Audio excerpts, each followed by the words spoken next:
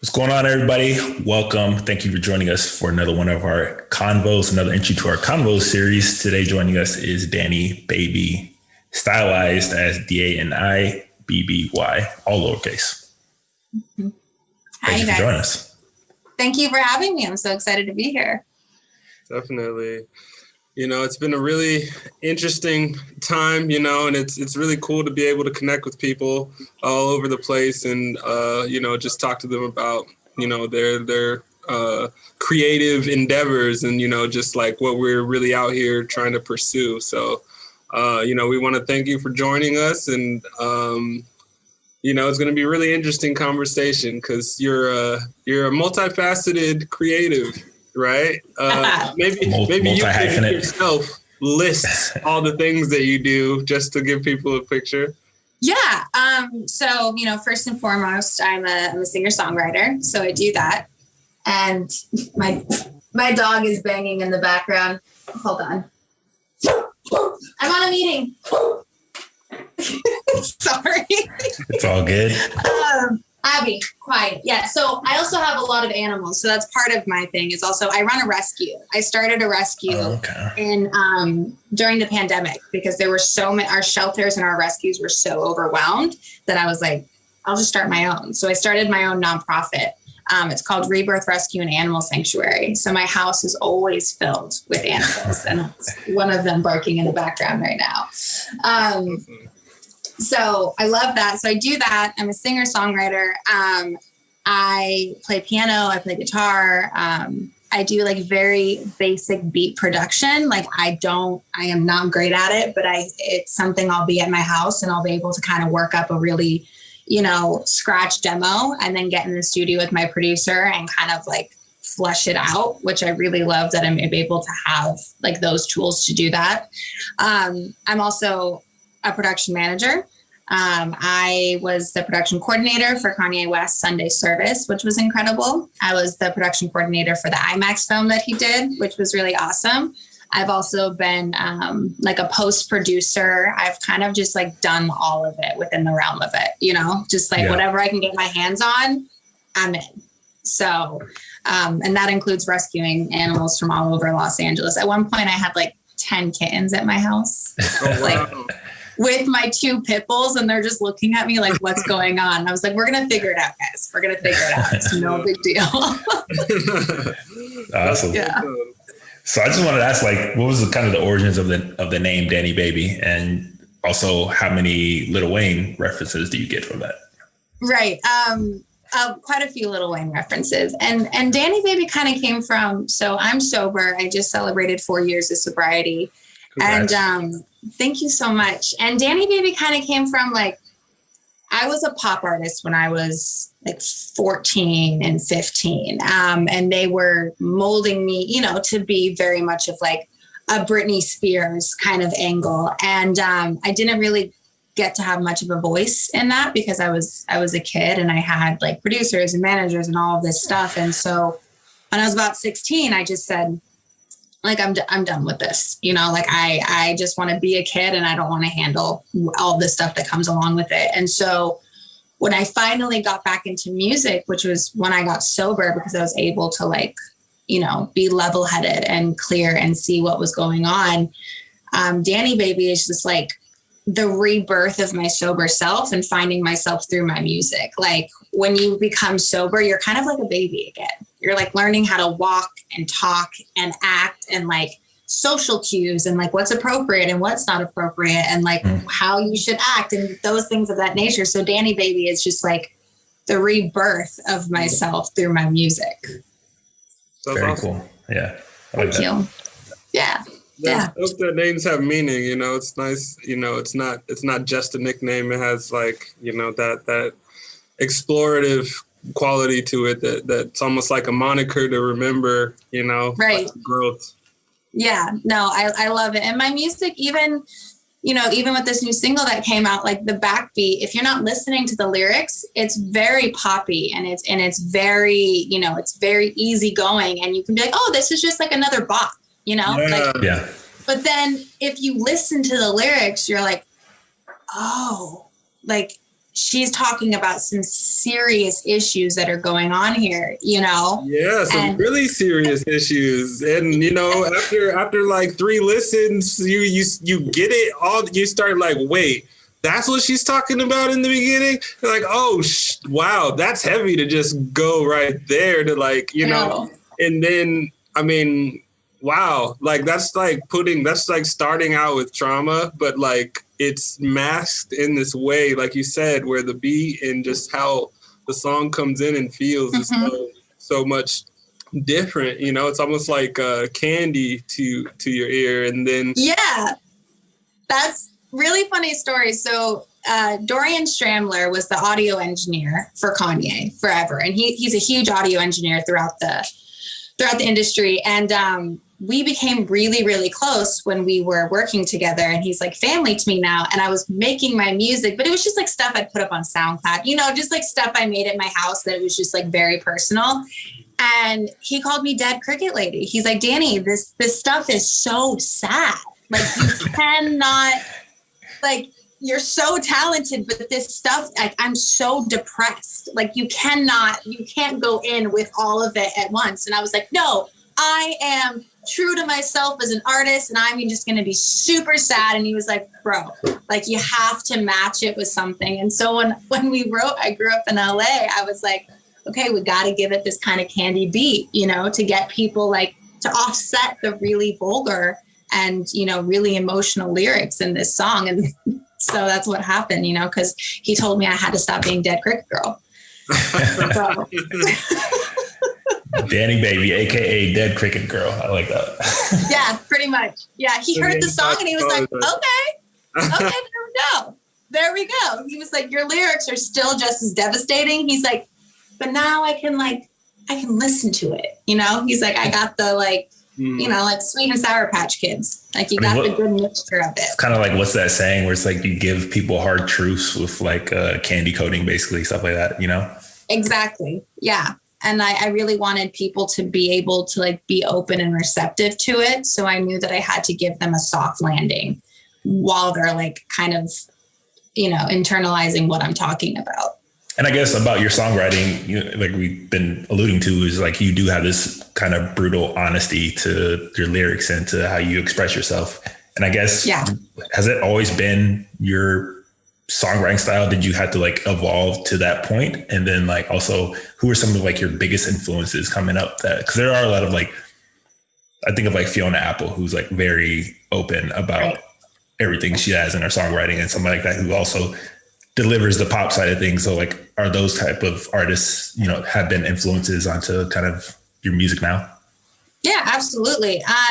Well, songwriting started when I was little as like a safe, because I started journaling when I was really young, because I had a traumatic childhood. And so things at home were always really chaotic. And so writing things down was a way to me, like I could safely express what was going on and I couldn't get in trouble for my feelings. And then when I learned that I could put that to music, to piano, I was like, oh my gosh, I can write songs like this. And growing up, a couple staples in our house were Ani DeFranco, and her songwriting was unbelievable because, first of all, she doesn't really care about like verse, second verse, pre-chorus, chorus, right? She gets on the guitar and she just writes a song about whatever's going on. And it was so beautiful, like it was so brutal, but it was so beautiful in the same way. And then Chris Isaak, the way that, and he did a better job of like, not, I don't want to say better, but he was going more mainstream than Ani DeFranco was. And so in the way that he created his songs, they were still very honest, but you got the consistency of like verse, second verse, bridge, pre-chorus, and kind of that notion of it. And those, I mean, I used to listen to Ani DeFranco like on repeat. Like that was just the way, and I could never play guitar like her, even in my my wildest dreams, it could never happen. But her like the way she writes her lyrics, I'm just so inspired by it because she puts everything on the table. And after you listen to an album of hers, you feel like you actually know her because it's all based in some truth. That's dope. Yeah, I mean, songwriting, especially just pulling from your own life. So that's one thing. It seems a lot of your work is like very personal and like, I guess inspired by your own life, you know? Yeah. Is that like hard to, you know, just do, you know, like, cause at first you said like it is journaling and stuff. So then when you transition from like writing to, you know, the audio element or a video or something, now you're sharing and collaborating, whereas before you're kind of isolated by yourself, you know? Right. Was that sort of something you had to get used to when you came sort of getting into music again? Yeah, I mean, I think I had to get used to the fact that there was like a structure and there was a way in which, and this is like the ego of every artist, there's a way in which someone can help you make it better, right? Even though your thoughts are your thoughts and they're valid and all these things, that's why you have a team. And there's a way in which that you can give them all of your thoughts and be like, this is what the song's about. Here's what I've written about. Now let's turn it into something that people want to listen to, right? Because as a songwriter, you also need the engineer and you need the producer because that's their talent, right? That's their way of saying, great, you have the bones of this song that are incredible. Now let's all get in here and let's make the finished package, you know? So it's definitely, it's an ego thing that you have to get rid of because you have to know that they're not saying that your lyrics aren't great and that your songwriting isn't incredible, but you need to collaborate with other people to make it the best that it can be, you know? And I think that as an artist, I've seen it happen with other artists that's kind of their ego just gets them to stop because they won't allow their music to grow in that way. Right. Well, that's kind of like the fine balance as being like a musician, right? Is finding that being true to yourself, but then also having to create music that can reach kind of a wider audience. Because you can create the greatest song ever, but if nobody listens to it, I mean, then it doesn't matter. Yeah. You still want people to actually listen to what you made, you know, so everybody still has that ego part of them. So you do have to kind of give up a little bit of yourself to invite other people in. So, yeah. Yeah, exactly. Yeah. And that's kind of what happened with I Grew Up in LA. And this whole EP that I'm putting together I was very like, the music I was making before is like, I don't need anybody else. This is my truth, like blah, blah, blah, blah. And everyone being like, DANI, like, I know because I'm a very private person, right? Like when I'm in the studio, it's just me and my audio engineer and like my producer. Like I don't have friends come in. No one comes and visits. It's like a very one-on-one intimate space, you know? And because of my life and the things that I have gone through, as you can hear in the song, I also have trust issues. So like allowing new people to come into my creative process was really hard for me. And so being able to find someone that I trusted and who made me feel comfortable to go further and create this new EP that's coming out has been such an incredible journey. And seeing that like not all people want to turn me into some pop star that's going to sing about nothing that matters, you know? Yeah. Because that's my biggest fear is not being true to myself. Yeah. Was Tim Sonnefeld, who's he the guy you were working with for the whole? Okay. Yeah. Did you happen to meet him before? Or how did that relationship start? And like, how's it been? Right. Tim is fantastic. And I met Tim because the owner of Red Star Recording is one of my really good friends. And so I called Dave and I was like, hey, and he's been in the music industry forever. Like he was in Social Distortion. He's toured with people all over the country, all over the world. And I was like, I want to come in and start this new EP, but like, I don't know who I can trust. And he was like, I'm telling you, DANI, you can trust him. Like I've known him because they're Philly guys. So they go like 15 or something years back. And he's like, you can trust him. And from the minute that I walked into the studio, Tim just started asking me questions about like who I was and like what I've been through. And like, we didn't even get into writing anything. It was just like getting to know each other and like, what are my dislikes? It was like a date, you know, but like, it was like a date job interview where there were no rules and just like complete transparency. And by the end of it, we had become so close in that short 8 hours. And then we started working on I Grew Up in LA. And from there, it's just like, I can walk in the studio and the first thing that happens when I have a new song, he'll be like, okay, walk me through this. Because any song that I write is because it happened, right? So it's like, what is this? And I'm like, okay, this is about X, Y, and Z. He's like, cool, let's go back to 2011. Let's sit there for a little bit. Let's talk about everything that happened. And then we'll start writing the song so that he can actually mentally be there with me. So he's not trying to put things in the song that don't belong. Mm-hmm. And I never want to lose Tim. I hope he never stops working with me because I just love him so much. That sounds like a really dope process. And yeah, wow. That's really cool. Yeah. I feel bad like he's my therapist sometimes, because there's like some super dark stuff that I'm talking about. And I'm like, dude, Tim, I'm sorry to be such a bummer. And he's like, no, it's great. He was like, I see things, I'm learning so much. And I was like, oh my God. Every time I come in, he's like, what war story is she going to tell me today? And I'm just like, I'm sorry. I'm so sorry. Yeah. Wow. That's awesome. Yeah. But yeah, I mean, because I don't know if we want to dive back into the lyrics or maybe ask you about other stuff and then come back to the lyrics so we can play the song in a little bit. But yeah, whatever you guys want to do. Okay. Well, I mean, when we started at the top, you kind of gave us your list of the multifacetedness, and we had sort of briefly mentioned you being a producer, correct? Or production coordinator. Mm-hmm. Coordinator, right? Yeah. So like that's like heavy lifting in terms of a job. Like you gotta. That's a lot of infrastructure and to be, Well, not just for any job, either for like Kanye West Sunday service, which is about as big of a project as I can think of in recent times, for sure. Yeah, one of the most notable, like just projects, like occurrences, happenings in music, right?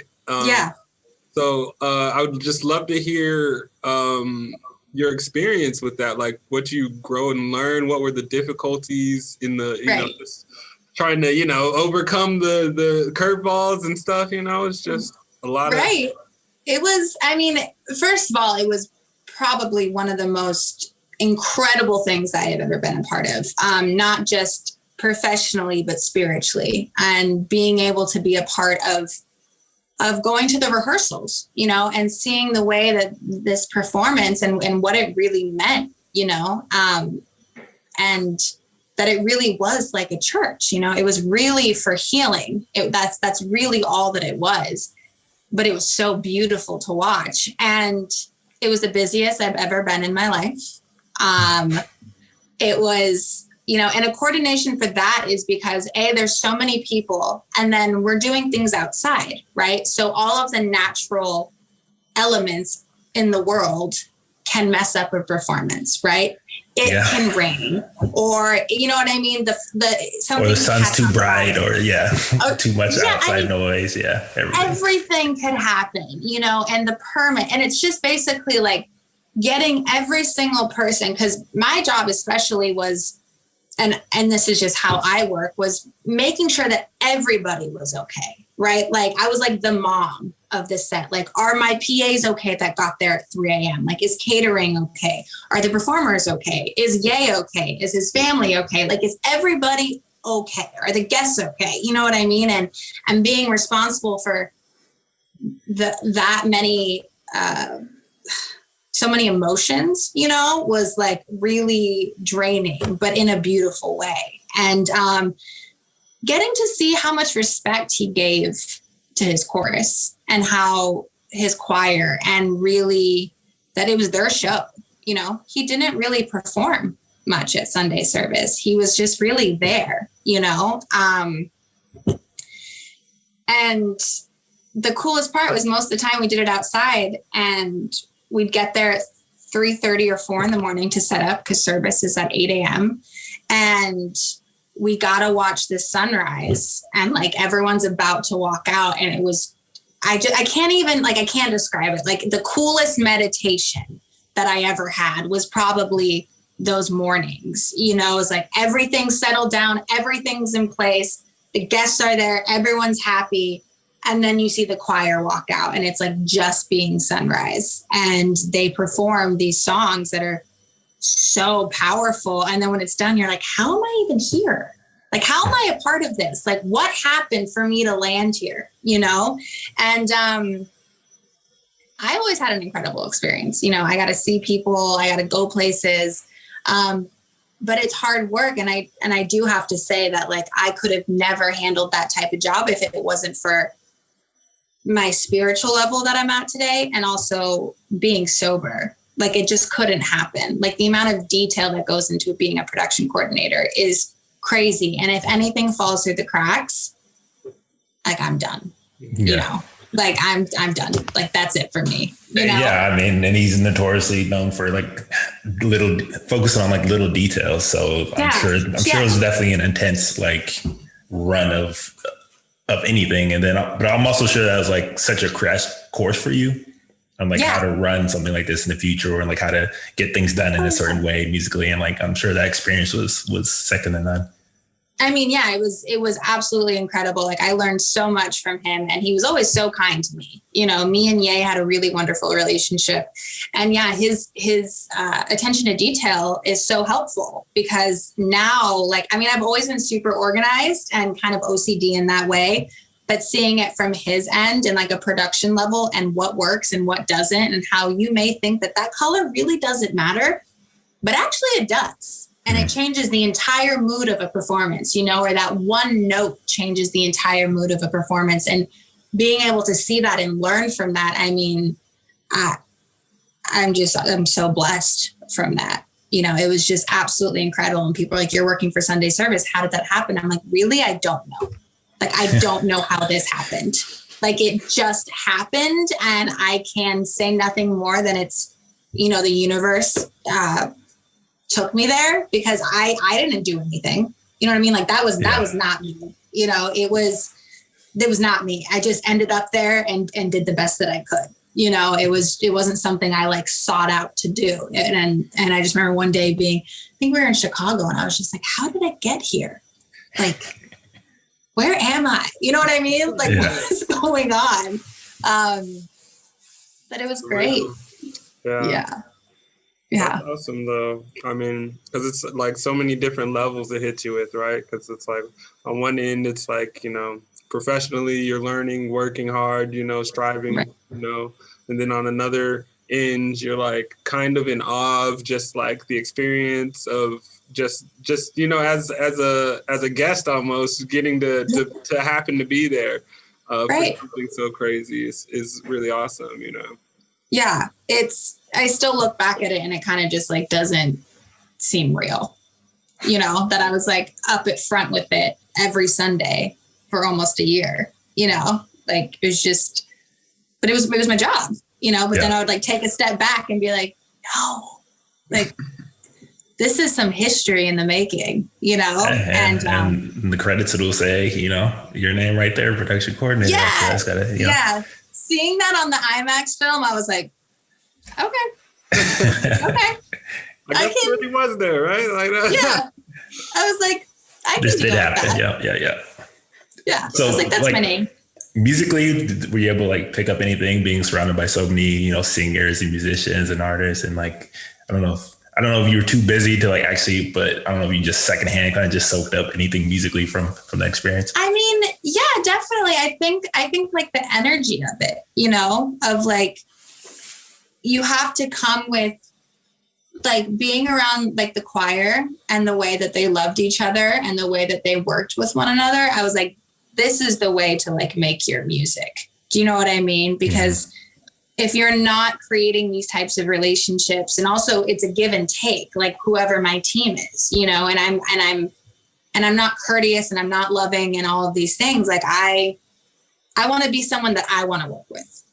Right. You know, and I know for me, like in like any human, if you're stressed out and you're tired, you're going to get bratty. That's just what happens. But you have to remember that when you're with other people, like your mood affects their mood, and to make sure that even if like people are there for me, like people are there for me, I need to make sure that they're okay. Right. I need to make sure that they have what they need, and kind of just seeing that family dynamic with them, which I have always tried to instill in my life, but it just seeing it happen in such a large scale of them being a family, like that's how I want to be within my music with whoever I'm working with, you know?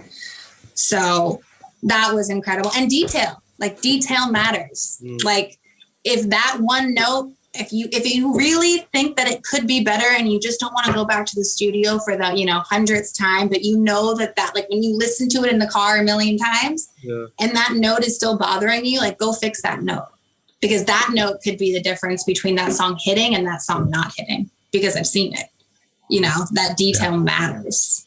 Yeah. And that's where the work comes in.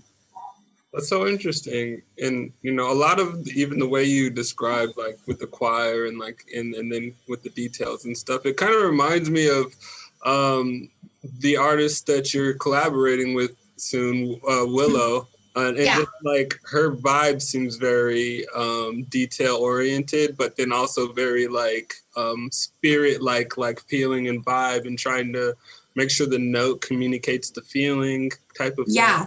And, and also the way you built the relationship, right? Because you're talking about being comfortable and all that. So, I would just love to hear, how long your relationship has, been. Like, when did you start developing a relationship with her? And then what made you guys decide to collaborate?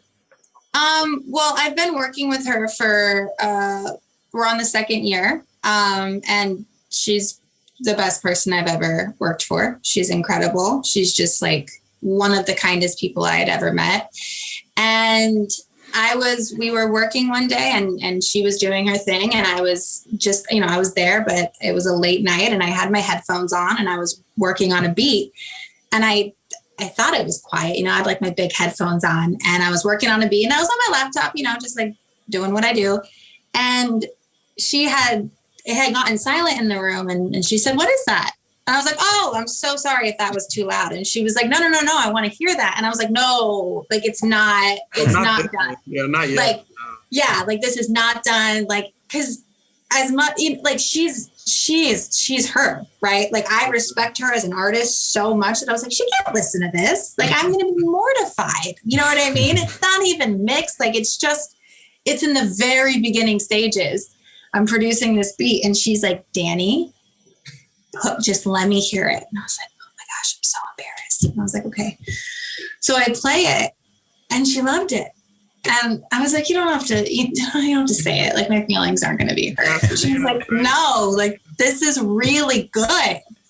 And she was like, "What about if I jump on and add some like drums and bass and guitar and keys?" And I said, "Seriously?"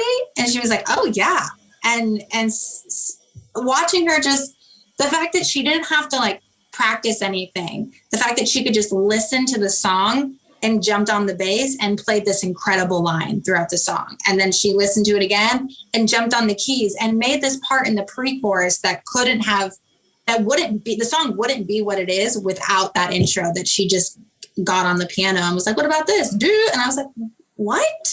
And then she jumped on the drums and like the guitar, and the difference. And then, oh my God, I don't think I've ever been so nervous in my life. She has me go in the vocal booth and I was like, "No, like this is good. You put your flair on it and like, I'm going to work on the vocals by myself. Like, no big deal." And she was like, "DANI, come on." Like, cause she's so kind, you know what I mean? And we were at a really well-known recording studio and she said, "Don't you want to say that you've recorded here? Like, come on, go in there." I was like, "Oh my gosh." So I'm like overwhelmed. And I remember being in the vocal booth and she's coaching me, she's like, "Okay, what about this note? Like, let's try it this way. Let's try like half an octave. Like, let's go, and she would play it over the, she'd be speaking to me and she would play the keyboard like a vocal producer would do. And she was just sitting there with me on her time, walking me through this. And to this date, I mean, it was the coolest thing that's ever happened to me. And, she doesn't sing on it, but the way she helped me produce it and like figure out the way the melody should go and everything she added musically, I mean, and she changed this bridge that we had, and I don't want to give it away, to basically just like these two genres that are in this song, you've never really heard them blend together at one point. And when she jumped on and worked her magic, she made that happen. And it was so incredible. Like if this song, like I've said so many times, just stayed on my laptop and no one ever heard it, like it wouldn't matter. Do you know what I mean? The fact that like this happened, that's all that matters. Do you know what I mean? But the fact that I get to share it with the world pretty soon is, I mean, I'm so grateful to her on so many levels. And I was just inspired being able to watch her work and her work ethic. I learned so much from her work ethic. Yeah. Sounds amazing. And to be clear, like this is for your forthcoming song, Swipe Right. Yeah. Mm-hmm. Okay. Yeah. Not out yet, but hopefully this year. And hopefully, like you said, you in the email, it's the breakup anthem of the year. That's what I'm I hope so. You know, like I was like, wait, no one's ever written about like Swipe Right hasn't been a tagline in any song. I was like, that doesn't make any sense. You know? Yeah.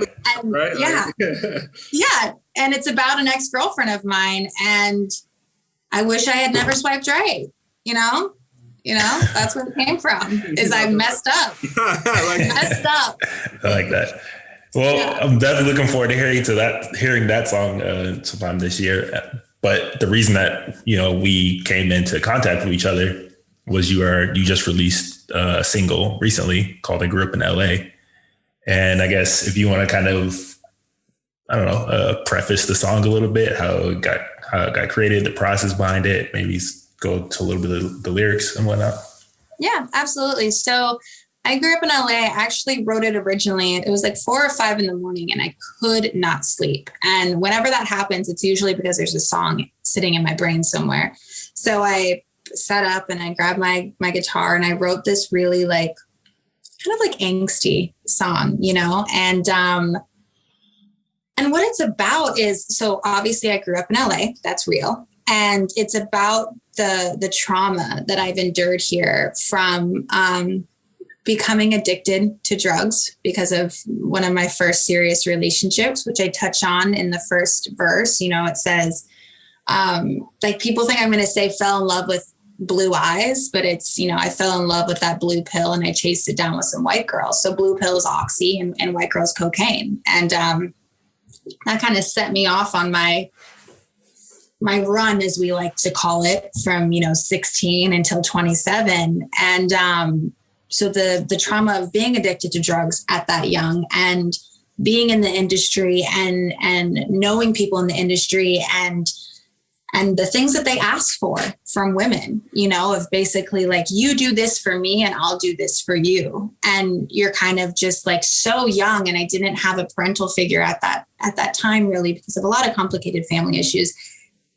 And I just was like, okay, like I didn't know what to do. And so it touches on like sexual assault and it touches on eating disorders, because from the age of 5, I was, in pageants and like in front of casting directors and being told that I needed to lose weight and to be skinnier and my cheeks had too much fat. And, basically from a young age, staring at myself constantly and being like, I need to be prettier, like being 13 and like throwing at my food. Right. And like the struggles of, because this story isn't just about me. I know so many other women and men that have gone through this in this town of just like, you have to look a certain way. You need to stay young. You need to do your drug. You basically need to be pretty skinny and shut up. Right. Like that's what it is. And so that's what the song is about, is going through all of that. But then at the end being like, joke's on you because I made it, I made it out better and stronger. And I didn't let this town take me. And I don't feel, it's touched about a lot in like movies and things of that nature, but it's like, people think that it's not real, like it's something that's created in a script, but it's so real. Yeah, they definitely think, people that are from outside California for sure definitely think it's more like a over, exaggerated kind of, stereotype like you see in movies and TV shows and you just hear about, but the reality behind it, I think you really brought the reality part of the worst parts of the LA culture, to the song. And like you're saying, there are other songs, but not really. They're always kind of from I think of like maybe like Katy Perry and like California Girls, which is like this very happy, you know, just everything's just great, you know, lifestyle out there. But then there's like but then there's this side of LA that, you know, that doesn't really get talked about too much.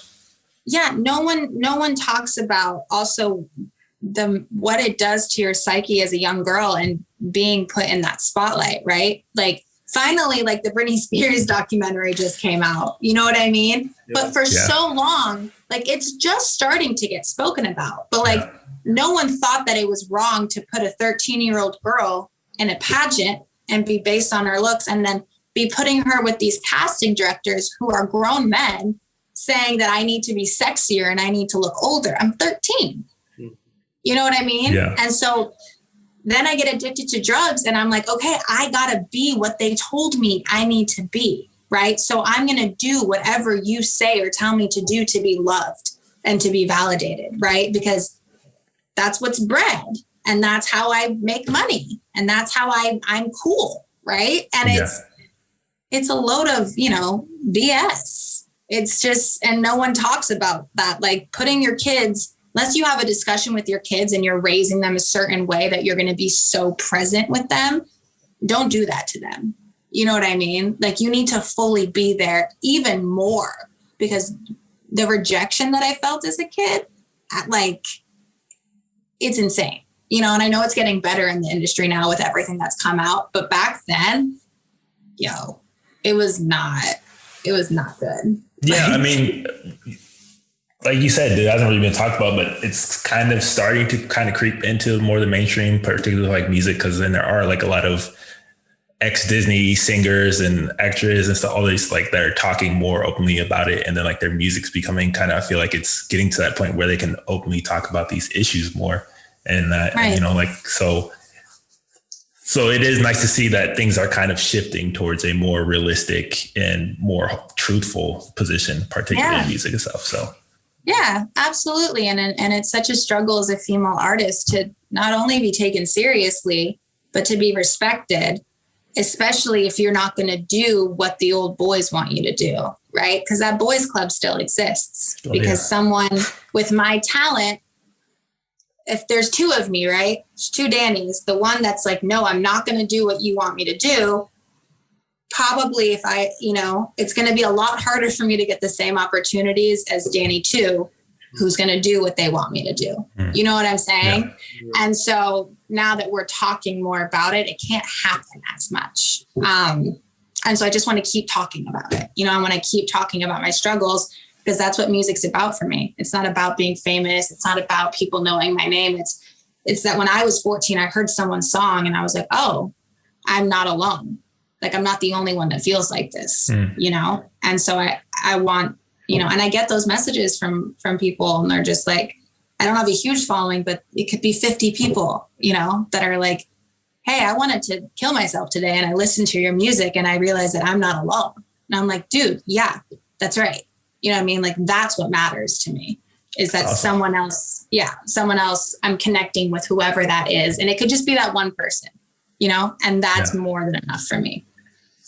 Yeah. And everything we're talking about seems like very heavy topics and everything. But then we also talked about how like the production and how the actual song is written. It's also still very poppy and catchy and like very radio friendly until you really dig into the lyrics. And I guess, you know, we want to play it for, you know, all our viewers that can watch this later on so that they can actually get, you know, a chance to hear it and, you know, we'll talk about it a little bit. And that's all Tim, you know, Tim did all of that beautiful like production of that where it makes you want to when you're driving down PCH, like you want to put up, I grew up in LA, you know, it like, if you're not listening to the lyrics and you're just listening to the beat, like that's what you want to put on. Yeah. And so, Tim's the man. Play that too. There's like two parts in the song that like kind of stuck out to me. Well, let's play it now. Yeah, we can play it for sure. And then we'll talk about it. Okay. So we'll just play it for everybody right now. So, okay.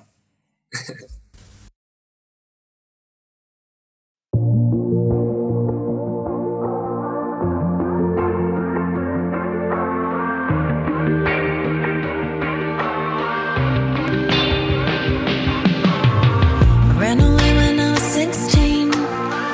Met a boy named Mickey. Fell in love with that blue pill. Chased it down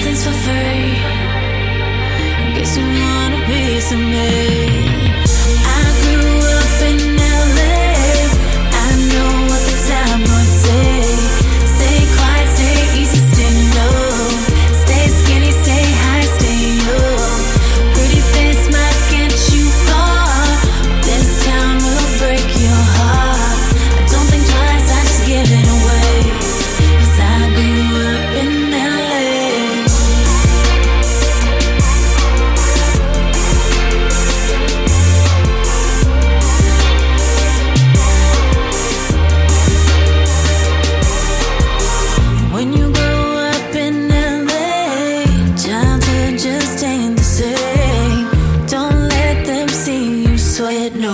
We're not done with them yet, no. Bar fights, bright lights, dark nights, tryna get the hatches right. No matter what she takes from me, she knows I'll never leave. Nothing's for free. Go ahead and take a piece of me. I grew up in LA. I know what the tabloids say. Stay quiet, stay easy, stay low. Stay skinny, stay high, stay young. Pretty face might get you far. This town will break your heart. I don't think twice, I just give it away. 'Cause I grew up in LA. No matter what you do, you have to dance for the devil. Tom fucks you up. I was talking about it the other day. It was just like this. I'd rather lose than play those games. You have to make your own game.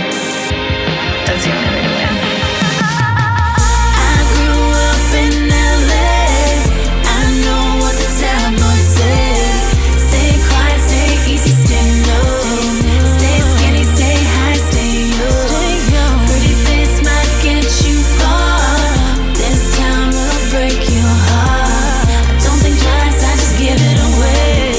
'Cause I grew up in LA. A pretty face might get you far. This town will break your heart. Don't think twice, I just give it away. 'Cause I grew up in LA.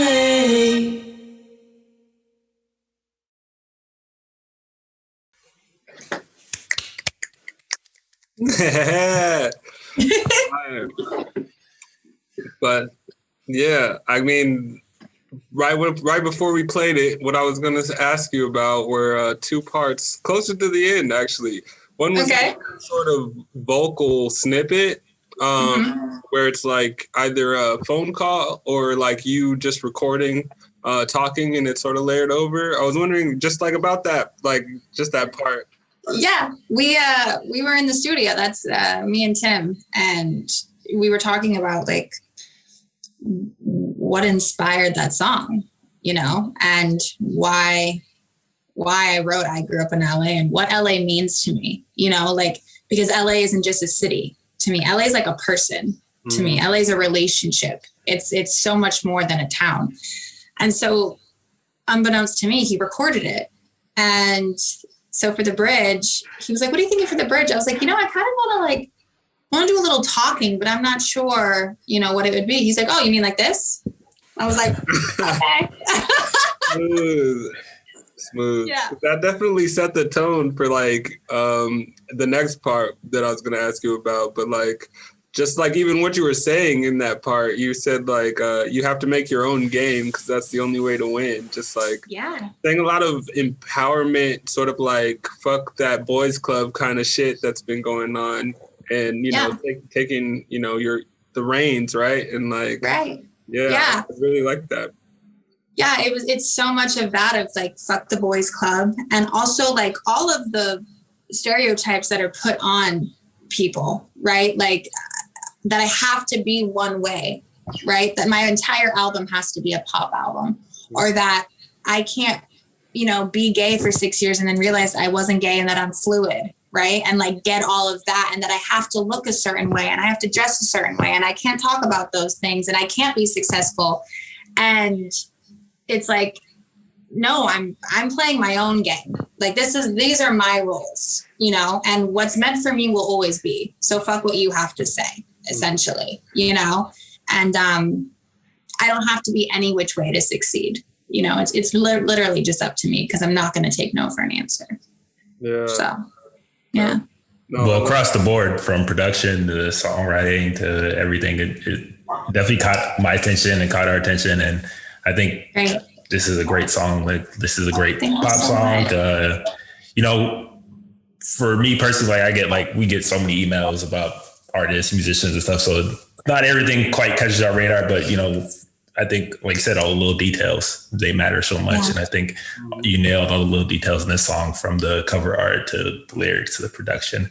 And thank you so much. We're very excited to see, you know, what you have in the future, for sure. Yeah. Thank you so much. It really, it means so much, as you know, as an artist. And when people thank you for your show, it to have someone actually hear it and listen and recognize it, you know, it's everything to me. So I really appreciate that. Yeah.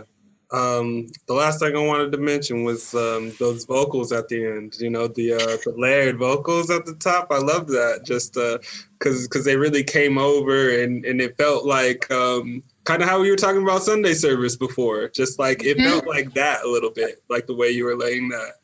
So yeah, we wanted to just we did like 10 harmonies. I mean, places that like my voice I didn't know could hit, and we just kept going and going. And at the end, I was like, whoa, okay, cool. Yeah. Cool, You cool, got cool. range, girl. You got range. I sure do. Yeah, surprised myself. But I got to hand it off to Tim. I mean, he's worked with Usher. He's worked with Lil Wayne. Like, he's his boy from Philly who's just got mad skills. He's incredible. Yeah. That's so awesome. So this is available now on pretty much all streaming services, correct? Yep. All streaming services. It is there. It'll even be available in South Korea on April 20th because I just signed a distribution deal with a label out there. Hey, so, congrats. Awesome. Thanks. Yeah. I don't know how many South Korea viewers we have, but if you're in South Korea, it will be available there. If you are, it's available. And also 2021, you have that song Swipe Right coming out, collaborating with Willow Smith at some point. Yep. It'll be out soon. So any EP this year, next year, hopefully? Yeah, EP's gonna come out this year. So I'm gonna have Swipe Right, and then I'm gonna drop the EP, which has some crazy stuff on it. Like, it's crazy. Like, it's just, it doesn't make any sense, but it makes so much sense. It's just, I basically was like, I don't care what a genre is. If it sounds cool, I'm blending it in with this. And it's just, we've got megaphones on it. Like, we've got screams on it. I mean, it's crazy. It's so crazy, but I love it. I'm so excited. All right. Well, we're definitely interested, and, you know, hopefully maybe we'll have you back on here to talk about, you know, that EP and the other stuff you have going on. Yeah, and where can people follow you? Instagram, Twitter, Facebook? Instagram, it's Swipe Right, BBY. And then Twitter is Swipe Right, BBY. So Swipe Right, BBY is a big one. Facebook is actually DANI Baby, which is BBY. And then TikTok, which I'm not ever on, but I'm trying to learn because I guess that's what the kids do these days. It's also DANI Baby. Yeah, DANI BBY. So I put some funny videos up there. You will see my rescue animals on there if you go. So that might entice you. All the links down below this video, this post, article, wherever it goes up for everybody to go follow. So definitely go follow her. Go get her streaming numbers up for I Grew Up in LA. It's a great song. And thank you, DANI Baby, for joining us. Please say the baby. Thank you for joining us. Thank you so much for having me, you guys. I'll talk to you soon. I really appreciate it. Awesome. Thank you. Okay. Bye.